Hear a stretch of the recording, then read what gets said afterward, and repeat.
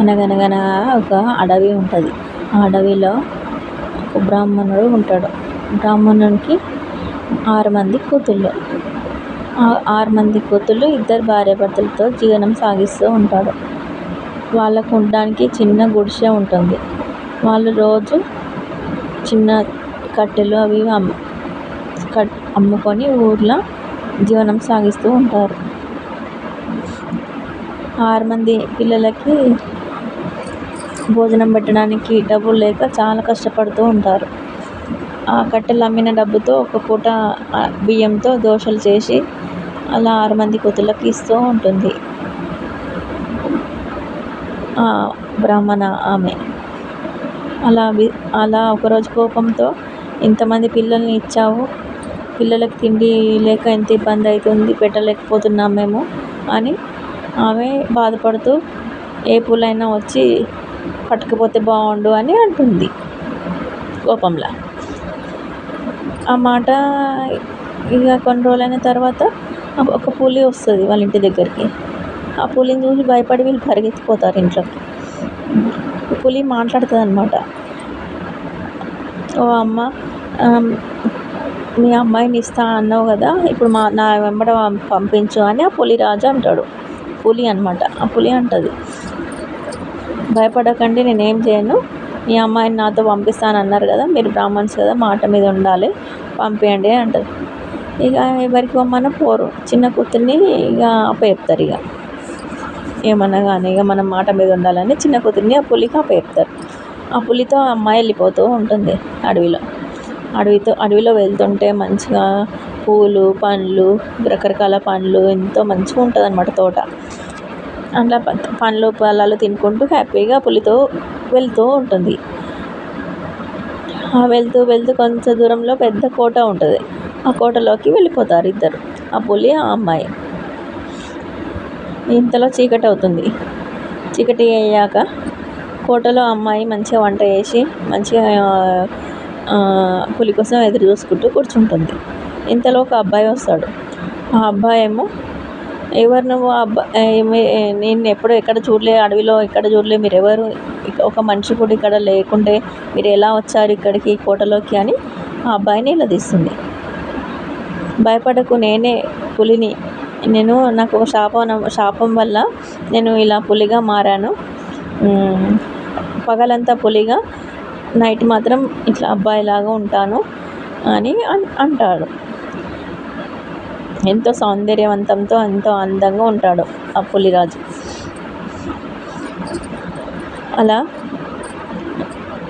ఎందుకు ఇలా అయ్యావని ఆమె అడుగుతుంది. ఇక అలా చెప్తాడు కథ అంతా, జరిగిన కథ అంతా. అడవికి వేటకు వెళ్ళినప్పుడు ఒక ఋషి తపస్సు చేస్తుంటే ఆ ఋషికి డిస్టర్బ్ చేసి పిలుస్తుంటే పలకకపోతే గట్టిగా అరిస్తే అప్పుడు ఆ ఋషి స్పృహలోకి వచ్చి, పులిలాగా నా మీదకే గర్జిస్తావా అని, పులిలాగా మారు అని చెప్పిస్తాడు ఆ మహారాజుకి. ఇక అప్పటి నుంచి పులిలాగా మారిపోతాడు. ఇక పులిరాజు తండ్రికి తెలిసిపోతుంది ఇట్లా జరిగిందని. ఆ తండ్రి వచ్చి తపస్సు చేసి ఎన్నో రోజులు ఋషికి బతిమలాడుకుంటాడు, మా అబ్బాయికి శాప విమోచనం చేయండి అని. అయితే ఒకటి సమస్య సాల్వ్ కావాలంటే ఇలా చేయాలి అని చెప్తాడు. పొద్దున్న దాకా పులిగా ఉంటాడు, నైట్ అయితే మనిషిగా మారుతాడు, నేను ఇంతవరకే చేయగలను అని చెప్పి ఆ విధంగా వరం ఇస్తాడు. ఇక పొద్దంతా పులిగా ఉంటాను, నైట్ మాత్రం రాజుగా ఉంటాను అని, మనిషిగా ఉంటాను అని ఈ పులిరాజు ఆ అమ్మాయికి చెప్తూ ఉంటాడు. ఈ శాప విమోచనం పూర్తిగా పోవాలంటే ఈ రాజు భార్య ఇద్దరు కలిసి ఒక పెద్ద కోటలో అమ్మవారికి 45 రోజులు పూజ చేసి వరం అందుకొని అమ్మవారి కాళ్ళ దగ్గర ఒక వెండి కడియం ఉంటుంది. ఆ కడియం కనిపిస్తుంటుంది. పూజ అయ్యాక ఆ కడియం తీసుకొని ఆ భార్య కాళ్ళకు పెడితే అప్పుడు శాప విమోచనం పోతుంది అని చెప్తాడు అమ్మాయికి. అలా ఇక నేను పులిగా మారాను కదా, నాకు పెళ్ళి జరగడం కష్టం కదా, నా శాప విమోచనం పోదు కదా అని అమ్మాయికి చెప్తూ ఉంటాడు. ఇంతలో మీ అమ్మ ఇట్లా పులికి అప్పచెప్తానన్నమాట విన్నాను, అందుకే నిన్ను తీసుకొని పెళ్లి చేసుకుందామని నిన్ను తీసుకొని ఇక్కడికి తీసుకొచ్చాను కోటకి అని చెప్తాడు అమ్మాయికి. ఇంతలో పెళ్లి చేసుకుందాం మనం ఇప్పుడే అని రాజు ఆ అమ్మాయికి అంటాడు. రేపు చేసుకుందామని అమ్మాయి రాజుకి అంటది.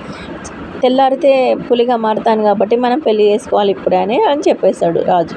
ఇక అలా పెళ్లి చేసుకున్న తర్వాత 3-4 రోజుల తర్వాత హ్యాపీగా ఉన్న తర్వాత ఇక అమ్మవారి దేవాలయానికి వెళ్ళడం స్టార్ట్ చేస్తుంటారు. నైట్ అంతా ఇట్లా అక్కడక్కడ గ్రామస్తుల దగ్గర సేద తీర్చుకుంటూ ఆహారం తీసుకొని అలా గుడికి వెళ్ళడం స్టార్ట్ చేస్తూ ఉంటారు. 2-3 గ్రామాల తర్వాత అడవి వస్తుంది. ఆ అడవిలో ఒక పెద్ద గుడి కనిపిస్తుంది. ఆ గుడి దగ్గరికి వెళ్ళగానే ఈ పులిని చూసి అందరు భయపడతారు. భయపడి పూజారి కూడా గుడిని బంద్ చేయడానికి ట్రై చేస్తాడు. పులిరాజు గట్టిగా అరిచేసరికి ఆ పూజారి గుడి బంద్ చేయకుండా పారిపోతాడు. అలా గుడి లోపల ఇక రాజు భార్య ఇద్దరు కలిసి పూజ చేయడం స్టార్ట్ చేస్తారు 45 రోజులు. బయట పూలు పండ్లు తీసుకొచ్చి ఆ అమ్మాయి అమ్మవారికి నైవేద్యం పెట్టి మంచిగా పూజ చేసి 45 రోజులు దీక్ష చేసి మంచిగా వరం ప్రసాదిస్తారు, సంపాదించుకుంటారు.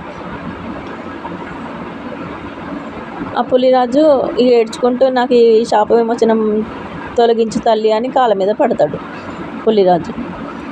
అమ్మవారు కనికరించి ఆ వెండి కడియం అనేది కనిపించేటట్టు వరం ఇస్తుంది. ఆ వెండి కడియాన్ని తీసి భార్య కాళ్ళకి వేస్తాడు. ఇక కాళ్ళకి వేసుకున్న తర్వాత శాప విమోచనం పోతుంది. ఇక అలా హ్యాపీగా ఇక ఇంటికి వెళ్ళిపోతారు. ఆ ఇంటికి వెళ్ళే దారిలో చాలా బీద కుటుంబం వాళ్ళు హెల్ప్ చేస్తారనమాట వీళ్ళకు. పడుకోవడానికి తినడానికి అన్నీ మంచిగా సౌకర్యం కల్పించి వాళ్ళకు ఇక కరెక్ట్ కోటకు వెళ్ళడానికి ఇది చేస్తారనమాట. అలా కోటకు వెళ్ళాక ఇక హ్యాపీగా ఉంటారు. హ్యాపీగా ఉన్న తర్వాత ఇక అమ్మాయి తల్లిని చూడాలనిపిస్తుంది అని అడుగుతుంది రాజుగారికి. సరే వెళ్దామని కొన్ని నాణ్యాలు అంటే ఇట్లా వజ్రాలు వైడూర్యాలు అన్నీ తీసుకొని తల్లిదండ్రుల దగ్గరికి తీసుకెళ్తారు.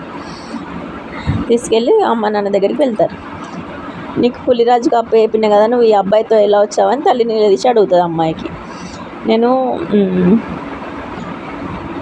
ఇక పులిరాజు అంటాడు, నేను శాప విమోచనం వల్ల పులిగా మారాను, ఇప్పుడు శాపం పోయింది, మనిషిగా మారాను, నేను రాజుని, నేను మీ అమ్మాయితో చాలా హ్యాపీగా ఉన్నాను, మేము మంచి సంతోషంగా ఉన్నామని చెప్తాడు రాజు వాళ్ళ అత్తమామకి. వీళ్ళ ఇక సంపదను ఆస్తిని చూసి వాళ్ళ అక్క కుళ్ళుకుంటుంది ఓర్వదిగా.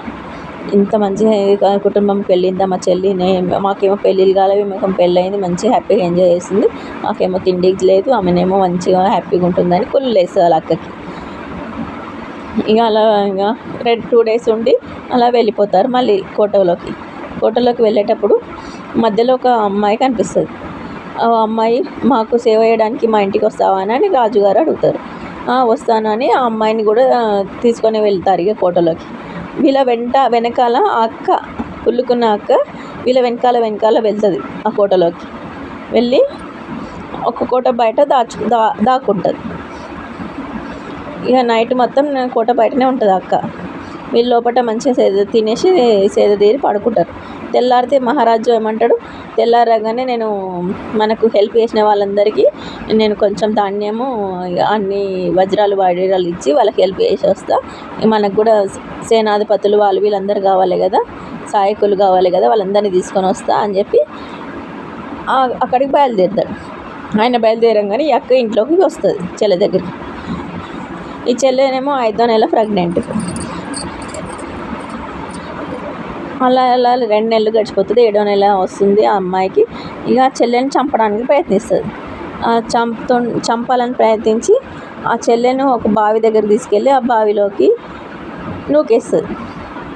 ఆ బావిలో ఏదో కనిపిస్తుంది, చూడు అని చెప్పి ఆయనతో బావిలోకి నూకేస్తుంది. ఆ బావిలో పెద్ద కోట. ఆ బావిలో పడిపోతుంది ఆ చెల్లె.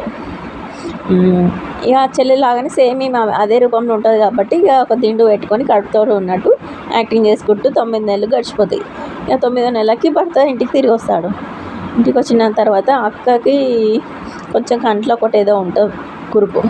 నీకు ఇది కంట్లో కురుపు ఉండకుండా కదా ఎలా అయింది కురుపు అంటే కాకి గుచ్చింది అని చెప్తుంది, అబద్ధం చెప్తుంది. అట్లా దిండు పెట్టుకొని ప్రెగ్నెంట్ లాగా అక్క నటిస్తూ ఉంటుంది. ఇక ఇంతలో బావి దగ్గర అందరినీ సేనాధిపతులను సాయకులను అందరినీ తీసుకొచ్చి ఆ బావులను ఆ కోటను శుభ్రం చేయడానికి ప్రయత్నిస్తాడు రాజు. ఆ బావి దగ్గరికి వెళ్ళి శుభ్రం చేయడానికి వెళ్తే ఆ బావిలో పాట పాడుతూ ఉంటుంది ఒక అమ్మాయి. ఓ పులిరాజా కొడుక పడుకో, అట్లా చిన్న పాట వస్తుంది, నాకు పాడడం రాదు. అలా పాట పాడుకుంటూ మంచిగా వినిపిస్తుంటుంది రాజుకి. ఎవరో పాట పాడుతున్నారని మళ్ళీ ఇంట్లోకి వెళ్ళి అడిగితే ఏ పాట మేము పాడలేమని అక్క అంటుంది. మళ్ళీ తర్వాత వాళ్ళని తీసుకొని ఆ బావి దగ్గర తీసుకొని వినిపిస్తాడు. ఈ బావిలో నుంచి ఒక పాట పాడుతుంది ఒక అమ్మాయి. నేను ఈ బావిలోకి వెళ్ళి చూస్తా అని ఆయనతో బావిలోకి దుంకుతాడు.